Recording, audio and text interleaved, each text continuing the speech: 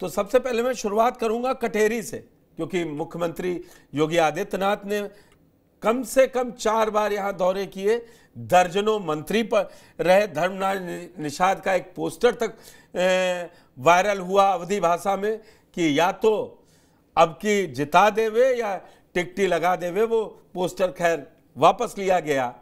तो अनुराग, क्या लग रहा है लड़ाई में कौन कौन है? लालजी वर्मा की पत्नी और इन्हीं दोनों के बीच में है, या बसपा और छोटे दल कोई खेल बिगाड़ रहे हैं? देखिए, अंबेडकर नगर की जो कटेहरी विधानसभा सीट है, इस बार चुनाव काफी दिलचस्प हो रहा है। लड़ाई तो देखा जा रहा है कि सपा, बसपा और भाजपा तीनों दल लड़ रहे हैं, लेकिन जो जमीन पे वास्तविकता है, सीधी लड़ाई भाजपा और सपा के बीच ही है।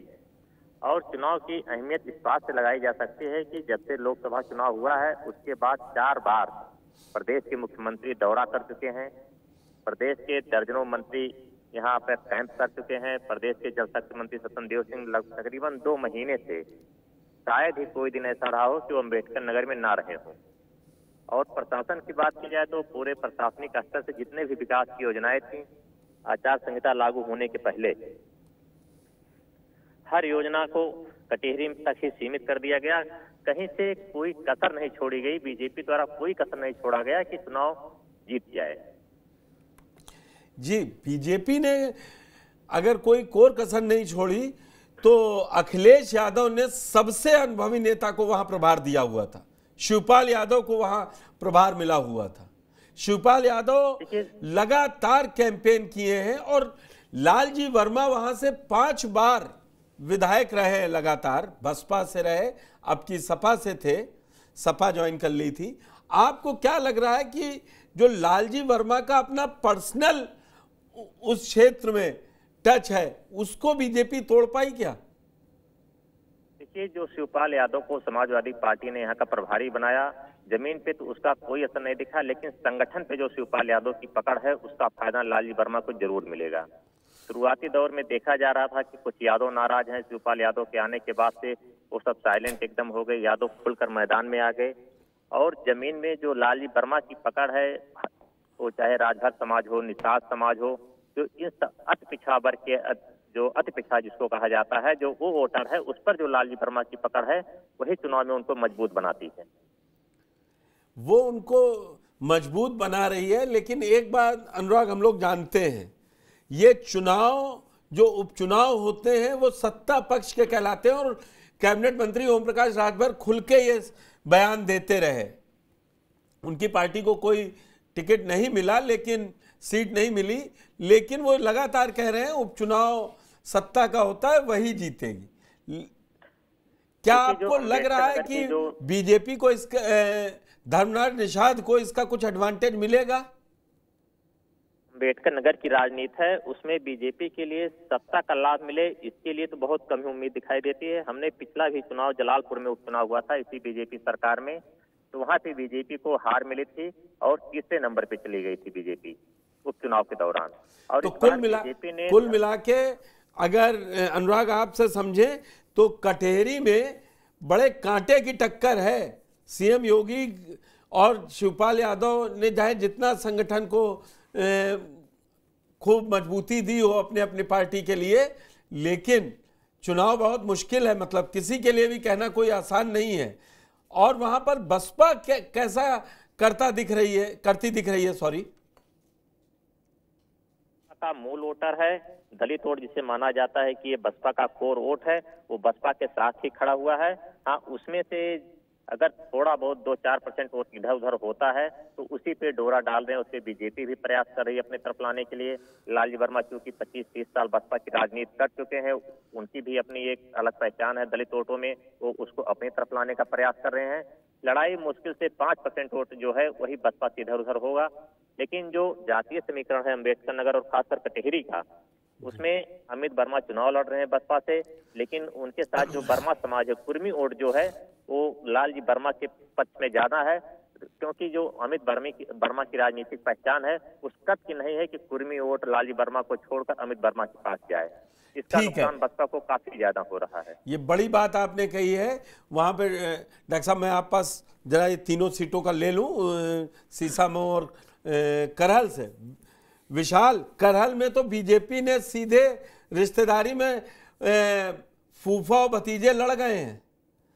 फूफा जी को कुछ जनता पहचान रही है कि नहीं?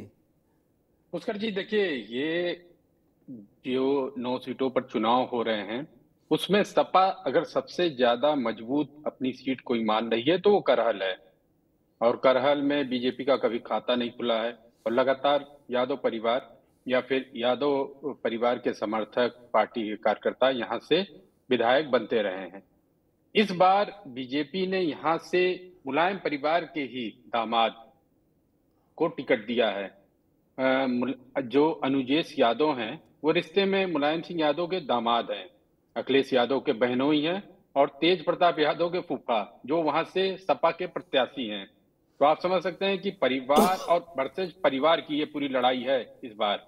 और करहल में अगर आप जातीय समीकरण देखेंगे तो ये पूरा इलाका यादव बाहुल्य है, इसी वजह से यहाँ पर इसको पूरा सपा का गढ़ कहा जाता है। और 2017 में जब अखिलेश यादव अपने लिए सबसे सेफ सीट ढूंढ रहे थे तो सबकी निगाह इसी करहल पर आई कि करहल ऐसा गढ़ है जिसे सपा कभी कोई नहीं है। यही वजह है कि अखिलेश यादव 2017 का चुनाव लड़े और एसपी सिंह बघेल जो उस समय केंद्रीय मंत्री थे उनको हराया।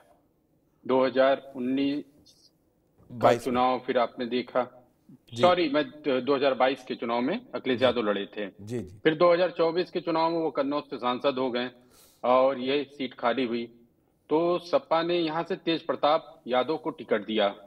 तेज प्रताप यादव ही इकलौते मुलायम परिवार में बचे हुए थे जो किसी भी सदन के सदस्य नहीं थे और वो लालू यादव के दामाद भी हैं। तो इस वजह से एक प्रेशर अखिलेश यादव पर था कि उन्हें किसी सदन में भेजा जाए। अखिलेश यादव ने करहल से तेज प्रताप को उतारा और बीजेपी जो कि अभी तक यादव कैंडिडेट इस सीट पर उतारने से बचती रहती थी, उसने मुलायम सिंह यादव के दामाद अनुजेश यादव को यहाँ से टिकट दे दिया। हालांकि बीजेपी का इस बार का पूरा पुष्कर जी, बीजेपी इस बार पिछली बार उसने साक के वोटरों को लुभाने के लिए एसपी सिंह बघेल और साक के चाहे हो जाटव हो बाकी जितने गैर यादव वोट थे उनको लुभाने के लिए एसपी सिंह बघेल को पिछली बार टिकट दिया, लेकिन ये समीकरण बीजेपी का फ्लॉप हो गया था। इस बार बीजेपी ने ये सोचा जब तक यादव वोट के पक्ष में नहीं आता तब तक वो करहल नहीं जीत सकती, खास तौर पर वो मुलायम सिंह यादव का जो परंपरागत वोट है अगर वो नहीं आता है। इसी वजह से वहां पर आप देखिए कि कई दावेदार थे, संघमित्रा मौर्य का नाम चल रहा था, इसके अलावा वहां स्थानीय कई नेता थे, साक के नेता थे, लेकिन बीजेपी ने वहां से अनुजेश यादव को टिकट दे दिया। अनुजेश यादव की मां वहां सपा से 2 बार विधायक रही हैं, इस समय पूरी तरीके से वहां डेरा डाली हुई है और उनका ये कहना है कि इसीलिए विशाल जैसे ही अनुजेश की कैंडिडेचर का ऐलान होता है धर्मेंद्र यादव इसको खट से कह देते हैं हमारे अपने लेटर हेड पे सांसद के कि हमारा इनके परिवार से कोई लेना ही देना नहीं है, इनका अब मेरे कोई बहनोई नहीं है। इसको मीडिया में चलाया जा रहा था जब कि धर्मेंद्र के बहनोई लड़ेंगे अब तेज प्रताप यादव के खिलाफ। दूसरी सबसे बड़ी बात जो सीएम योगी गए थे चुनाव प्रचार के लिए, बोले अयोध्या की हार का बदला करहल से लेना है। क्या बिल्कुल सीएम योगी ने यहाँ पर कहा था कि दिखेगा? बिल्कुल सीएम योगी का पूरा फोकस था कि इस सीट को किसी भी हालत में जीता जाए, खास तौर पर इसलिए क्योंकि ये सपा का गढ़ है, अखिलेश यादव की खाली हुई सीट है और मुलायम फैमिली से कोई यहाँ चुनाव लड़ रहा है।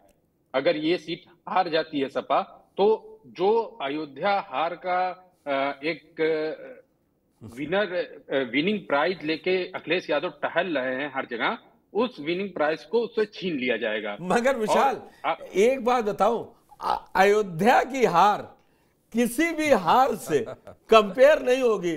देखिए डॉक्टर साहब, डॉक्टर सुनील कौशिक भी हंस रहे हैं, कह रहे वो हार अलग है, ये हो जाए दिल बहलाने के लिए तो करहल जीत लें तो अच्छी बात रहेगी ना कि अयोध्या की हार कम लगेगी। तो ये बीजेपी वालों के लिए देखिए अयोध्या की हार पर मरहम तो नहीं लग सकता, वो और उसको सबसे बड़ी बात है कि उस घाव को अखिलेश यादव हमेशा कुरेदते रहते हैं। तो बिल्कुल। बीजेपी की कोशिश है कि करहल हराकर अखिलेश यादव को एक घाव दे दिया जाए लेकिन कि आपने फिर अपना ओपनिंग में साफ बताया कि अगर 9 में कोई सबसे सेफ सीट है समाजवादी पार्टी के लिए तो करहल है। बिल्कुल ये सिर्फ हम या फिर ग्राउंड पर जो हालात हैं उसको देख के नहीं, बल्कि बीजेपी के कई बड़े नेता ऑफ कैमरा ये बात खुद स्वीकार करते हैं कि सबसे कठिन लड़ाई अगर कहीं है करहल है, क्योंकि तो वहां पर डिप्टी आप सीएम यादवों को तोड़ नहीं पाएंगे। तोड़ने की पूरी कोशिश तो कर रहे हैं, लेकिन वो टूटेंगे नहीं। अगर यादव टूटेंगे नहीं। टूटेंगे नहीं तो फिर कैसे समीकरण बनेगा बीजेपी के तो जीत का? दोनों सीट मैं आप मेरे साथ बने रहिएगा। मैं दूसरी सीट सीसामऊ पे जा रहा हूं, वहां भी दो ही चीजें हैं। वहां आज रवि किशन बोले कि अयोध्या की हार का बदला हिंदू यहां लेगा सीसामऊ सीट पे। तो कुल मिला के अनुराग, ना विकास ना अखिलेश के काम, वोट केवल आखिरी में ध्रुवीकरण पे मांगे जा रहे हैं। आज डिंपल का भी रोड शो आपने देखा, रवि किशन का भी देखा, दोनों में मौजूद रहे। ग्राउंड पे क्या है जो 20 तारीख को जब लंबी लंबी लाइनें लगेंगी कि छिटपुट वोट पड़ते हुए दिखाई देंगे? देखिए पुष्कर, आपको मैं बता दूं कि जैसा कि हमारे साथी ने विशाल ने बताया कि करहल सबसे ज्यादा मुश्किल सीट है बीजेपी के लिए और समाजवादी पार्टी के लिए सबसे मजबूत है। तो मुझे ऐसा लगता है कि समाजवादी पार्टी के लिए एक और सीट मजबूत है और वो सीसामऊ है। हालांकि इसलिए क्योंकि पिछले 22 सालों से लगातार बीजेपी के हाथ में ये सीट नहीं आई है। दूसरी बात यह कि इस बार बीजेपी ने इस सीट पर सब कुछ झोंक दिया है। यहाँ तक कि एक हफ्ते के अंदर 2-2 बार सीएम का आना, जनसभा करना, रोड शो करना, इतना तो उनके खुद के चुनाव में भी नहीं हुआ करता था। लेकिन अगर ऑफ द रिकॉर्ड हम बात करें तो बीजेपी के नेताओं का खुद ये मानना है और दिग्गज नेताओं का मानना है कि इस बार हमने सीसामऊ सीट पर हमारे पास जितना भी था वो सब झोंक दिया है और अगर इस बार नहीं हुआ तो शायद फिर आगे बहुत मुश्किल तो हो जाएगा। पाठक जी का आप आज के समय करहल और सीसामऊ दोनों सीट पे मैं समझ गया अनुराग। तो ये दोनों सीट तो डिप्टी सीएम ब्रजेश पाठक के हिस्से में थी, तो समझे कमजोर कड़ी यही साबित होंगे 9 में, क्योंकि दोनों लोग, विशाल भी कह रहे हैं और हमारे दूसरे संवाददाता अनुराग अग्रवाल भी सपा के लिए ही बता रहे हैं जमीन पे। तो विशाल, आपको क्या लग रहा है कि यहां दोनों जगह कमजोर कड़ी पे फंसी हुई है? देखिए, बीजेपी के लिए सिर्फ सीसामऊ और करहल नहीं कमजोर कड़ी है, बल्कि उसके लिए इस समय गाजियाबाद छोड़कर, कहा जा सकता है गाजियाबाद छोड़कर बाकी सभी सीटें टफ फाइट में फंसी हुई हैं। और वो इस वजह से, सबसे बड़ी वजह क्या है कि बीजेपी के अंदर खाने टिकट डिस्ट्रीब्यूशन को लेके एक बड़ा विरोध है। उसके अलावा सपा ने जिस तरीके से जातीय समीकरण बनाया और टिकटों का वितरण जिस तरीके से किया है, उससे हर जगह बीजेपी को एक टफ फाइट मिलती दिख रही है।